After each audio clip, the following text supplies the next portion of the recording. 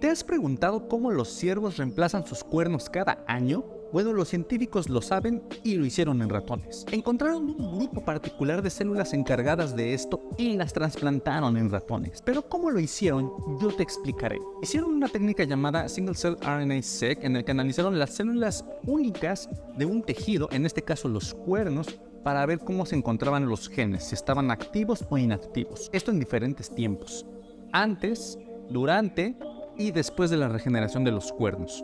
Con esta información armaron una gráfica conocida como UMAP, en la que, basada en el color y proximidad de los puntos, pueden saber qué tan parecidos son los genes de las células. Y con esto encontraron un grupo particular de células conocido como PRR1+, que ya está reportado en otros animales. Después hicieron algo que se llama gráfica de pseudotiempo, que básicamente te dice cuando una célula pasa a ser otro tipo de célula, cómo son los cambios en sus genes. Y en este caso encontraron que esas células que son mesenquimales pasaron a ser células de condrocito. Ahora, para entender lo que sigue en el artículo, necesitamos conocer la biología de los cuernos del ciervo. Para esto necesitas saber que hay una región en los cuernos, en la punta de los cuernos, que se conoce como centro de generación de cuernos, AGC.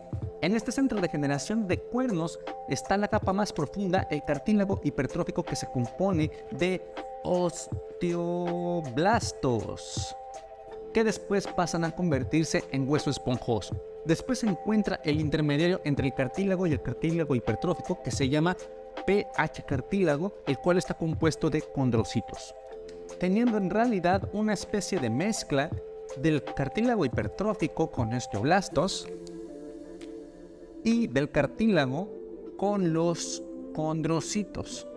Y esto forma el PH cartílago, las dos capas del PH cartílago. Después tenemos la capa precartílago, en la que se encuentran básicamente condroblastos y una pequeña población de células, que son las que encontraron en la siguiente capa. Justamente, adivinaste bien, la última capa, la más externa, la más distal, es el mesénquima. Esta capa, la última, que se llama mesénquima, también se llama pedículo del periósteo, que es la capa de tejido que cubre las protuberancias en las cabezas del ciervo cuando pierde las astas. Justamente aquí, las células mesenquimales que habían encontrado PRR1+, encontraron que hay diferentes tipos, y dentro de estos diferentes tipos se encontraron PMC1, PMC2 y PMC3, pero esto solamente fue 10 días antes y 0 días cuando les quitaron las astas. Sin embargo, en las células que habían analizado 5 días después de quitarle las aspas, encontraron un cuarto grupo que llamaron PMC4. También las llamaron después ABPC. Estas fueron las células que inyectaron en los ratones. Pero para saber si eran realmente estas... Pero para saber si esas eran realmente las células encargadas de regenerar los cuernos, inyectaron células al día 0 y del día 5, después de haberle quitado los cuernos a los ciervos. 45 días después observaron que las células que habían tomado del día 0 no habían formado cuernos, pero las células que habían tomado del día 5 y las inyectaron en los ratones sí formaban cuernos. ¿Recuerdas las gráficas de pseudotiempo?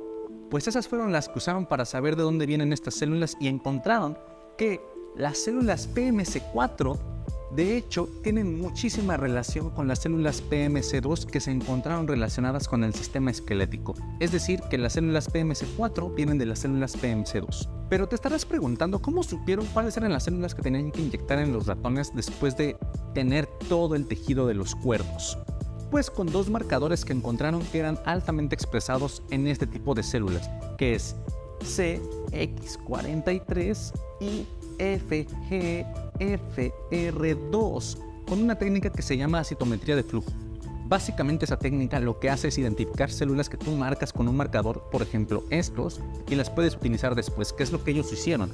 Vieron su capacidad de autorrenovación y se podían diferenciar en diferentes tipos celulares como adipocitos y condrocitos. De hecho, compararon el efecto de estas células en otros tejidos y con otras células, en ratón y en conejo, observando una mayor regeneración de cartílago y hueso. Al final analizaron también si estas células se encontraban en otros animales, como el ajolote u otros mamíferos como el ratón, y encontraron que efectivamente los ratones tienen estos mismos genes. lo que les da a entender que tal vez estas células son únicas en los mamíferos, y de ahí la relevancia, porque esto podría significar un gran avance en la medicina regenerativa.